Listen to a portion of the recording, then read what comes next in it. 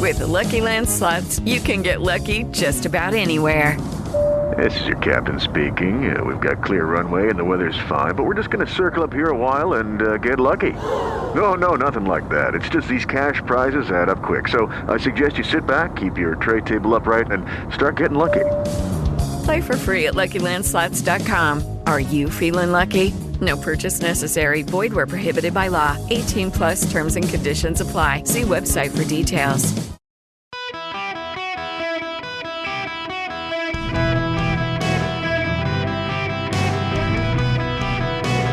Welcome to the Eric Erickson Show podcast, Hour 1. Hello, America. Welcome. It is Eric Erickson here across the nation. I hope you had a great weekend. The phone number here is 877-973-7425. Should you wish to be on the program, as always, you can text Eric, E-R-I-C-K, to 33777, and you can get the show notes, the website, everything you need to follow me around social media. There is some breaking news. I want to spend more time on this later, but you do need to know that the judge in Washington, D.C. has now set the tentative date for the January 6th trial for Donald Trump to March 6th. That is the day before Super Tuesday in 2024. Now, notably, that is the date that Fani Willis wanted to set the trial in Georgia. She's now asking for an expedited date to sometime this year. That's not going to happen. Just very quickly to explain this one to you. Let's say that Fani Willis is able to have a trial set in October or November of this year. Well, there are motions that will be filed for dismissal, including, for example, I would expect people like Mark Meadows, Jenna Ellis, and others to want to dismiss, saying they're not relevant to the case, that she's grasping for straws with them. Those motions to dismiss are going to work their way up to the Georgia Supreme Court, if not to the U.S. Supreme Court, before there could even be a trial. It's going to take a very long time for this trial in Georgia to take place, among other reasons. The other trials will take place more quickly, the federal trials more likely than the state trial here in Georgia, even if it moves to federal court. There's a hearing underway right now in federal court in Georgia to determine whether or not to remove the case to federal court. The documents case in Florida is the most significant case that puts Donald Trump in jeopardy of going to jail for a lot of reasons. It will be fairly expeditiously handled at the beginning of next year by that judge. They have what they call the rocket docket. The cases move fast down there in South Florida. But the other cases, it's going to be a slow-moving process. Now, I want to get into what I wanted to talk about. And what I wanted to talk about today at the beginning of the show is, unfortunately, we have another shooting situation. Another tragic situation down in Jacksonville, Florida. I have a radio affiliate in Jacksonville, Florida, WOKV, and my prayers for the people who are in Jacksonville. It's another tragic shooting of a guy with a manifesto who went into a Dollar General and killed 3 people, he himself dying. He had SWAT stickers on his guns, according to initial reports, and he had a manifesto.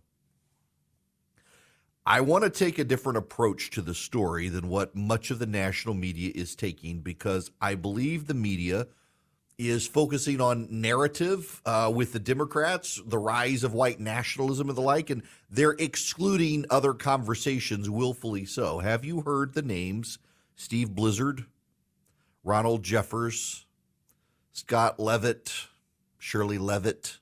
Have you heard those names, those 4 names? Because they died, they were murdered a month ago in Hampton, Georgia.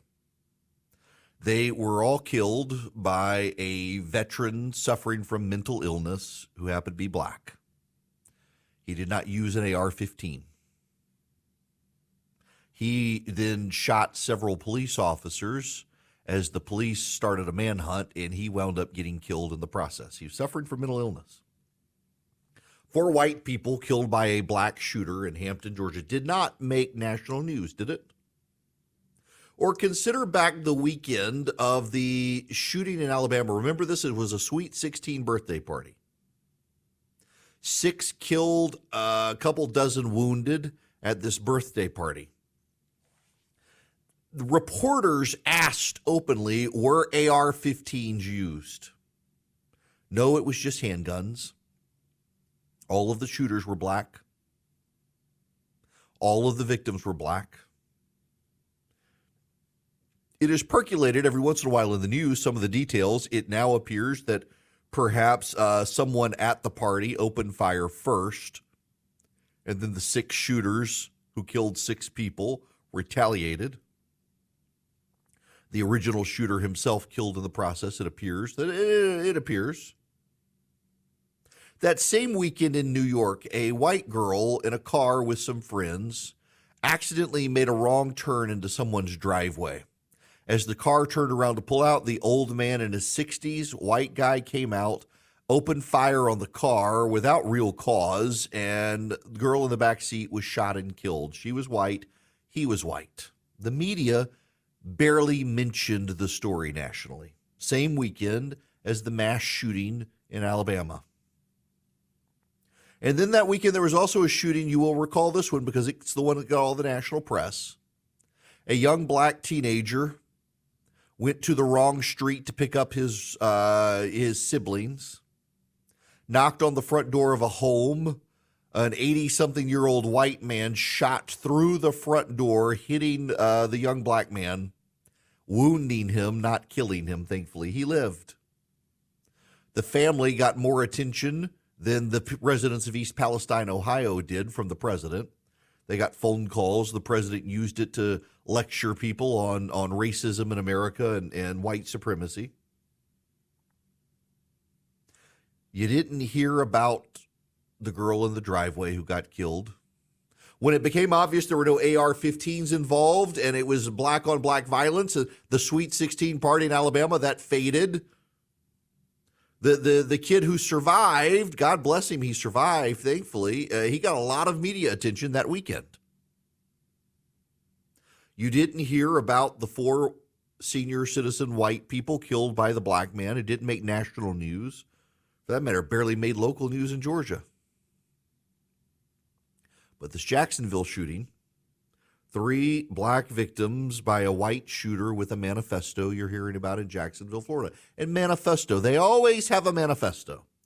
Notice that we don't have the manifesto from the shooter in Nashville, Tennessee yet. The media is without curiosity as to what was in that manifesto. We know there was a manifesto. We know it. The police have it. They haven't released it. Why haven't they released that manifesto? Why does the media lack any curiosity about the manifesto? Was it because it wasn't white shooter, black victims, but a trans shooter of Christian kids? I guarantee you that's why. Had it been a white shooter at a black school, the media would have raised holy hell until the manifesto was released.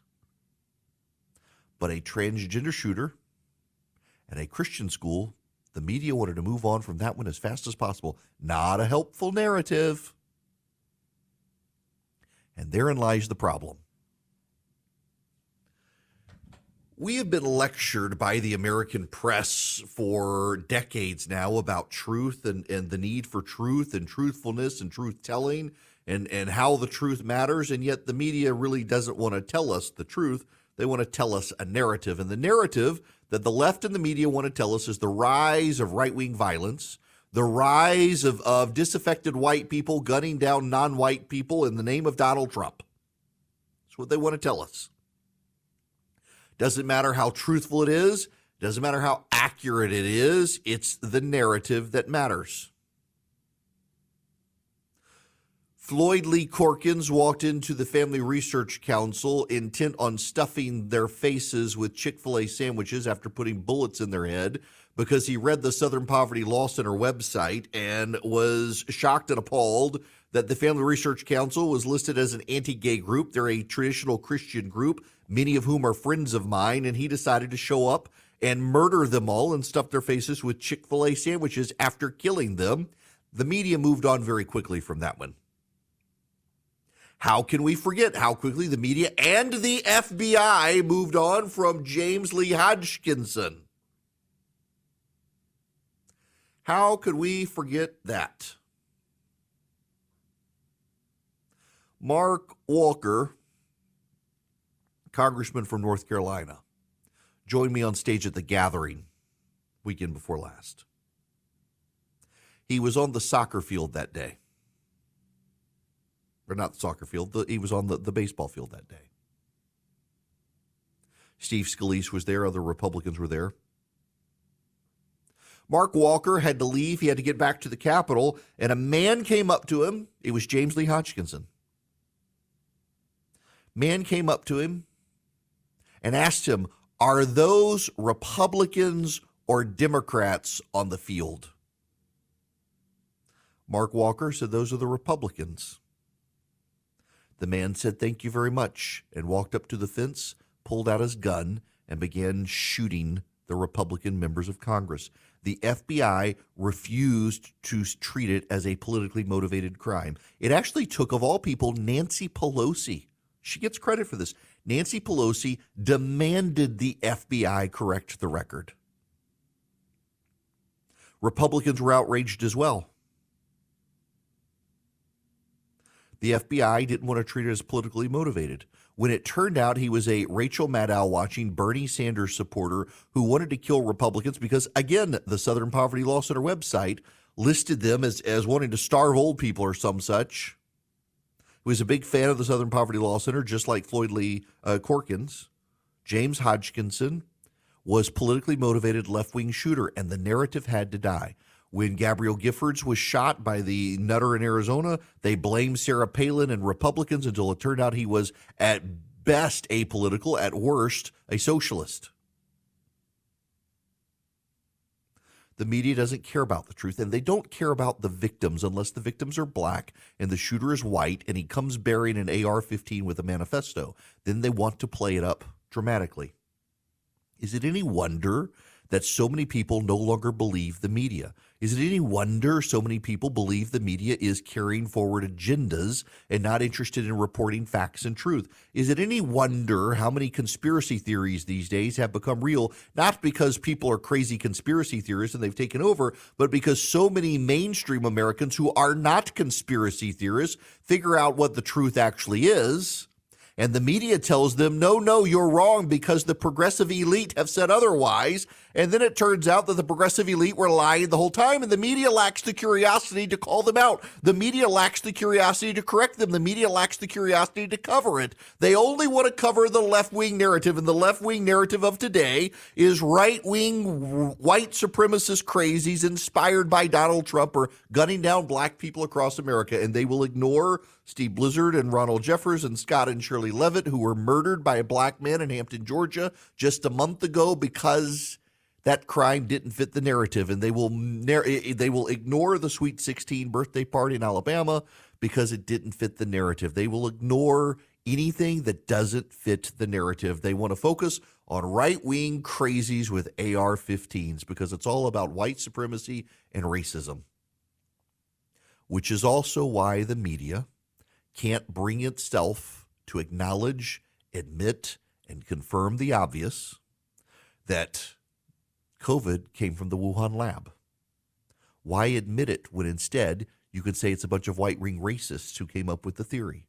The narrative is trumping reality, and that's why so many people are embracing alternate means of getting their news, many of which are even more nefarious than the American media, but people lack the discernment to tell. But they know one thing for sure: the American press corps lies too much and advances narratives too much at the expense of the God's honest truth. I am a small businessman. The company that I run for my radio show, it's a small business. I've got employees. I don't have HR. You may be in that situation and you may really need HR. Well, you may want to talk to Bambi. When running a business, your employees can create all sorts of interesting situations and they could get you in trouble. What happens when two employees are squabbling? One of them smells bad all the time. What do you do? How do you navigate the rules? With Bambi, you get access to your own dedicated HR manager starting at just $99 a month. They're available by phone, email, real-time chat. Onboarding and terminations run smoothly. Team members reach peak performance. Your business stays compliant with changing HR regulations. Let Bambi handle your employees for you. Their HR autopilot automates important HR practices like setting policies, training, and feedback. Listen, you want U.S.-based HR managers who give you experience, expertise, a personal touch you need to make it seem like they're a part of your team. They could cost $80,000 a year, but Bambee starts at $99 a month. Schedule your free conversation today to see how much Bambee can take off your plate. Go to Bambee.com right now. Type in Eric Erickson under podcast when you sign up. It'll help you. It'll help your company grow. It'll help you keep peace of mind. It's spelled B-A-M-B-E-E. BAM, B-E-E.com. Bambee.com. Type in Eric Erickson. Hello there. Yes, you can be on the program if you like. 877-973-7425. I would like to play for you some audio. If you have not heard this is the sheriff in Jacksonville, Florida. You're probably not going to hear this a ton on your local news station, and you'll understand the moment you hear it. The story is always about guns. The people are bad. This guy's a bad guy. If I could take my gun off right now and I lay it on this counter, nothing will happen. It'll sit there. But as soon as a wicked person grabs a hold of that handgun and starts shooting people with it, there's the problem. The problem is the individual. The problem is the individual. Amen and amen, which is one reason you're not going to hear a lot about that audio that I just played you. Because the problem is the individual. We got a spiritual problem in the country. You can't find a political solution for that spiritual problem. But nobody at the national level, at the political level, wants to deal with that particular issue, which is a shame. Now, I want to move on from this when we come back. But before I do, can I just mention a buddy of mine sent me a text message this weekend. Said he was taking a trip. He was actually flying from Louisville, Kentucky. He had to go out to California. He said he was amazed at the number of people who have started wearing masks again. And in fact, the more I started thinking about it, I've seen more people at the grocery store this weekend wearing masks as COVID is on the rise. There are a lot of people I know who have COVID. In our school system in my area, it's on the rise. But I think it's very notable. You have Ron DeSantis' Surgeon General has come out and said at this point, masks are ineffective against COVID. And you have Donald Trump's Surgeon General coming out and saying we need to go back to mask mandates. Interesting juxtaposition. I don't believe at this point that the data supports masking. And the problem we know about the way COVID spreads, by the way, and this is important, is that COVID is most likely to spread in homes where people are not going to be wearing their masks anyway. It's not going to spread outside. It's not going to spread on airplanes. I understand the reason people want to put a mask on an airplane. I'm not going to judge them. I'm just going to tell them that the science shows the air filtration systems on airplanes is so good that even without a mask, you're probably not going to get COVID. In fact, there's no evidence of COVID circulating on planes even before mask mandates as it began spreading in 2020. But my gosh, the left wants to exercise some level of control, and people live in perpetual fear. Now, all I'm going to tell you is be nice to people who are masked. Some do have compromised immune systems, and they're trying to be cautious. We had people at the gathering who were in that situation. Compromised immune systems wanted to come. They wore N95 masks. God bless them for being there and taking the risk to come outside with compromised immune system. Don't be mean to people. Just understand the left's about to start screaming for mask mandates for all of us, and it won't do any good. You know what'll do you some good is going to Swiss America and taking advantage of the Walking Liberty $50 at an amazing low price, $13.50 each delivered. Limit 250 coins while supplies last. So you can go get up to 250 of these. They're $13.50. They're gorgeous. With your money tucked away in precious metals, you can ease the ebbs and flows of the stock market, the wild ride with inflation out there. This is a great way to get into precious metal investing or as something for your kids or grandkids. It's a great, great gift. A Walking Liberty $50 for just $13.50. How do you get it? You call 800-289-2646. 800-289-2646. You mention my name, ask them for the Walking Liberty $50, or you can go to SwissAmerica.com/Eric. SwissAmerica.com/Eric. You can call them 800-289-2646. You can text them 800-289-2646. Message and data rates may apply. Or you just go to SwissAmerica.com/Eric. Ask them for the Walking Liberty $50. While you're there, get the free report on the war on cash, which is a big thing these days, and they've got that too. SwissAmerica.com/Eric. Greetings and welcome. It is Eric Erickson here. The phone number, 877-973-7425. Should you wish to be on the program, always happy to have you guys with me. As always, text Eric, E-R-I-C-K. You can get the show notes. You can get, you name it, the live stream, the podcast. Follow me around social media. Follow me on Instagram. One note, because she likes it when I do this. Happy birthday to my oldest. She turned 18 today. She registered to vote. She says she wants her first vote to be for Nikki Haley. She likes Nikki. Nikki likes her.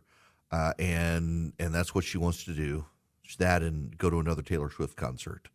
Now she's got to get her college applications in. My gosh, how do I have an 18-year-old? So, and that reminds me, I was really looking forward. Greenville, South Carolina, our affiliate over there, WORD, they have a bourbon and bacon festival. I had no idea such a thing existed. I was a little bit flabbergasted. A bacon and bourbon festival, and they even have cigars. And I was desperate to go over. It's September 22nd, and I really wanted to be there. I planned on being there, but my kid has gotten nominated for homecoming court for her senior year, and so I have to be at the homecoming game that night with my kid, and I won't be able to get over there now, and I'm a little bit heartbroken because bacon and bourbon festival, but at some point, I plan on getting over there. Okay, last important programming note before I move into what I wanted to talk about, and this is in all seriousness.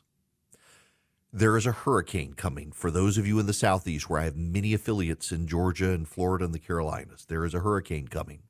This station that you are listening to me on right now has far more flexibility in how it arranges programming than a lot of television stations. And so I just want to advise you that if you're in the Southeast, as this hurricane gets close, starting tomorrow through Thursday, if the projections are right, you're going to want to stay here with this station and check in recurrently with the hurricane news, because particularly those of you in Florida where I continue to pick up new affiliates, it's shaping up to be a bigger storm than what was originally projected. Now, I'm gonna raise your blood pressure a little bit, I suspect, and I don't mean to, but this is infuriating. The Richmond Times-Dispatch has an op-ed out about Glenn Youngkin and his Parents Matter, his agenda, that parents matter and we got to do something for parents' rights and parents should have a say in schools. I'm actually kind of flabbergasted by this.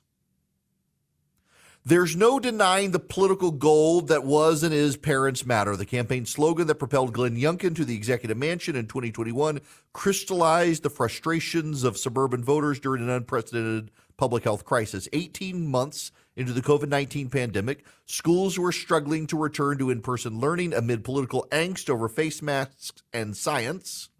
And there was growing backlash among conservatives over accommodations for transgender students and the alleged teaching of critical race theory post-George Floyd. Now, I want you to understand that what's happening here is that the Richmond Times-Dispatch does not understand conservatives or their arguments.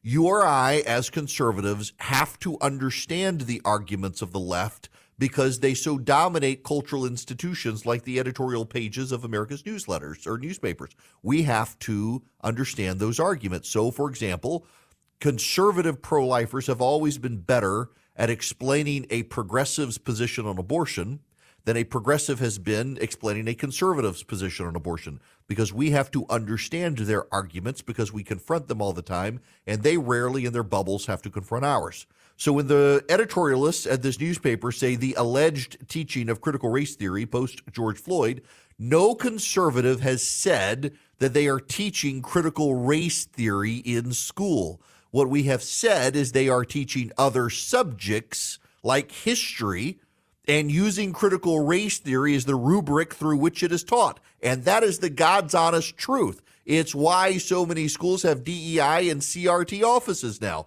They're helping twist cultural education and historic education through the lens of critical race theory. And that's true, even if the newspaper doesn't want to admit it.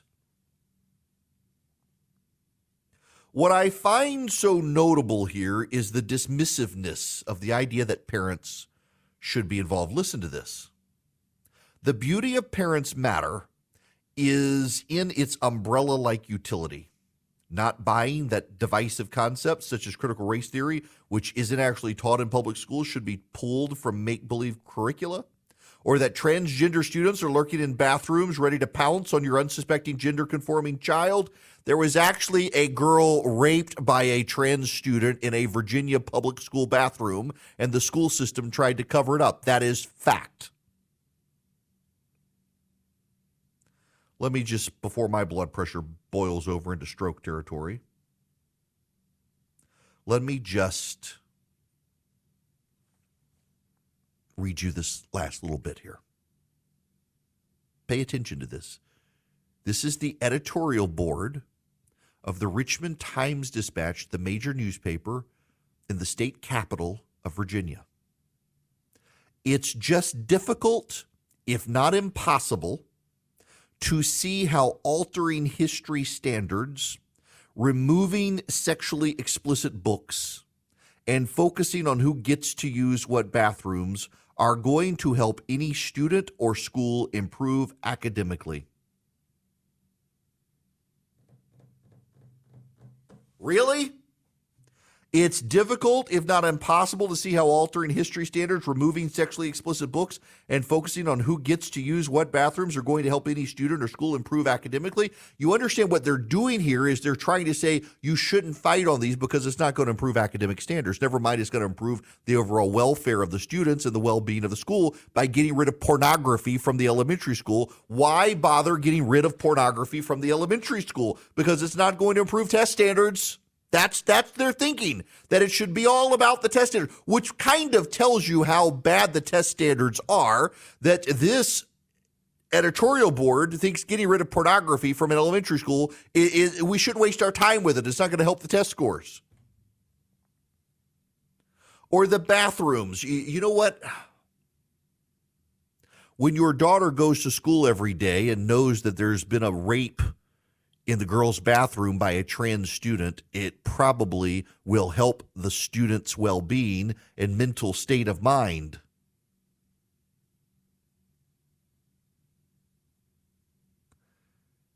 I cannot believe, well, actually I can.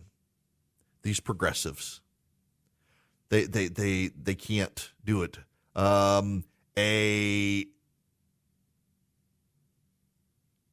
Chris just emailed me, listener up in Virginia. He listens online, says the Roanoke Times in Roanoke, Virginia is the same way.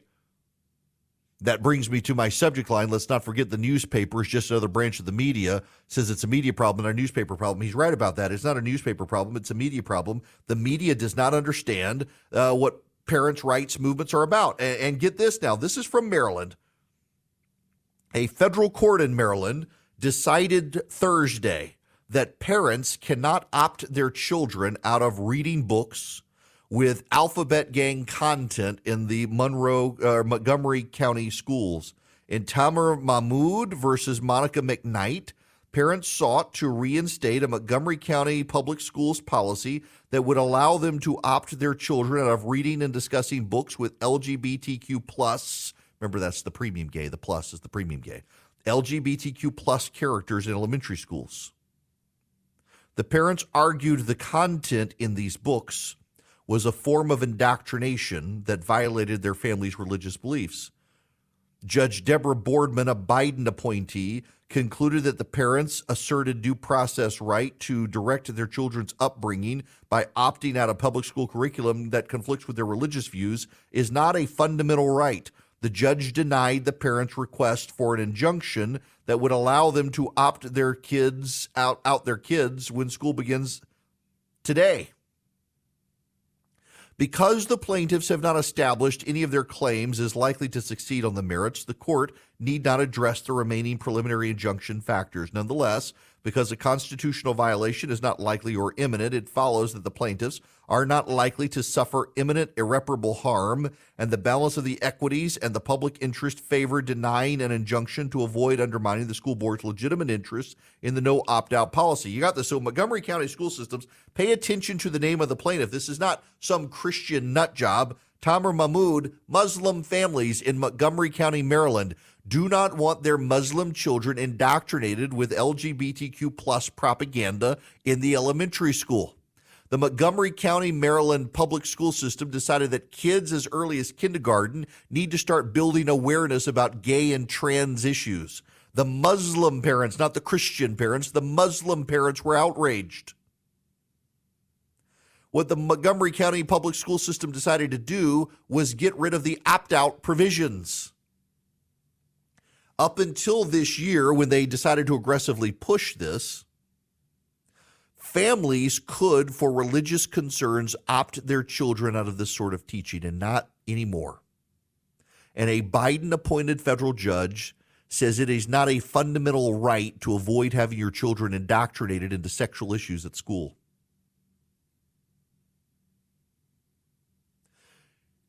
This is where we're headed in 2024, and this is why cultural issues continue to dominate. And this is also, by the way, why non-white families continue to shift to the GOP. Non-white families in the Democratic coalition continue to move more and more to the GOP because of stuff like this. You have the Richmond Times-Dispatch in Richmond, Virginia, arguing that parents really should shut up and not have a say in their kids' school systems. They actually argue in the op-ed that a minority of vocal parents taking a role in what their kids learn in school is a bad idea. Those involved parents, how terrible that they're involved. And now in Maryland, you have a school system that has told Islamic parents you're not allowed to opt out of your kids learning about LGBTQ plus matters. The controversy, this is from Fox News, the controversy arose last year when Montgomery County Public Schools introduced more than 22 new books featuring LGBTQ plus characters into classrooms as part of a diversity initiative. Initially, the school district notified parents when these materials would be used in class and permitted them to opt their kids out from instruction involving these books, as they can with other portions of the curriculum. But in March, the district changed its policy and announced that parents would no longer have that right. A group of religious families of diverse faiths sued, claiming the policy violated their First Amendment right to guide the religious instruction of their children. The judge, a Biden appointee again, says otherwise. The no opt-out policy does not pressure the parents to refrain from teaching their faith, to engage in conduct that would violate their religious beliefs, or to change their religious beliefs. The policy may pressure them to discuss the topics raised by the storybooks with their children, but those discussions are anticipated, not prohibited by their parents' faith. The parents are not pressured into violating their religious beliefs in order to obtain the benefits of a public education, except the kids are pressured by the teachers. Look at the teacher in Cobb County, Georgia, where I am, who decided to read her kids a book on transgenderism. She, denied that's what the book was about, even though everyone knew it was. The book was about a kid who had a purple shadow instead of a blue or a pink shadow like everyone else. On top of that, the teacher forced the kids not to use masculine and feminine pronouns. It's indoctrination. And the parents in Montgomery County wouldn't be allowed to opt out of that. The kids want to please the teacher. If the kids were to say something, they would feel bullied, harassed, badgered. So they're going to keep their mouths shut. And the court says that's okay. There is a backlash coming. There absolutely is a backlash coming. There should be. Now, I want to tell you about the Eden Pure Thunderstorm, friends. The Eden Pure Thunderstorm 3-pack, you can get them for less than $200 at EdenPureDeals.com. They're an air purifier. They wipe out odors. They eliminate odors. They do such a good job. They're also an air purifier, so they trap the pollen and the dust that's floating in the air, but they really shine as an air odor eliminator. So smoke odors, pet odors, litter box odors, cooking odors, musty odors, dead animal odors, you name it, they get rid of those odors. You can plug it up with a USB cord in a car with a USB outlet, and so many cars these days have them, or you can plug it directly into the wall. I keep one in my travel bag, hold it in the palm of my hand. It just works. You get 3 of them for less than $200. You have one for upstairs, one for downstairs, your basement, your RV, your travel bag, your car, wherever you need them. You go to EdenPureDeals.com, EdenPureDeals.com, and you use the discount code ERIC, E-R-I-C-K. You'll get 3 Eden Pure Thunderstorms for less than $200. EdenPureDeals.com, the discount code ERIC, E-R-I-C-K. Welcome. This hour of the program brought to you by First Liberty Building and Loan nationwide. They want to help your business grow. So if your business is buying a building, building a building, expanding a franchise, buying a franchise, things like that, you need $250,000 or more, well, reach out to First Liberty. They might be able to help you. They make their own lending decisions.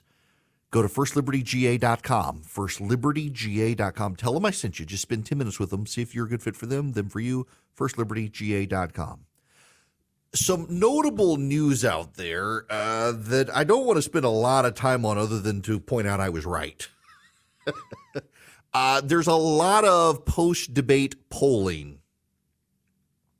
The thing I find most notable is the pollsters who told me they thought that the Trump indictments had a half-life turned out to be right.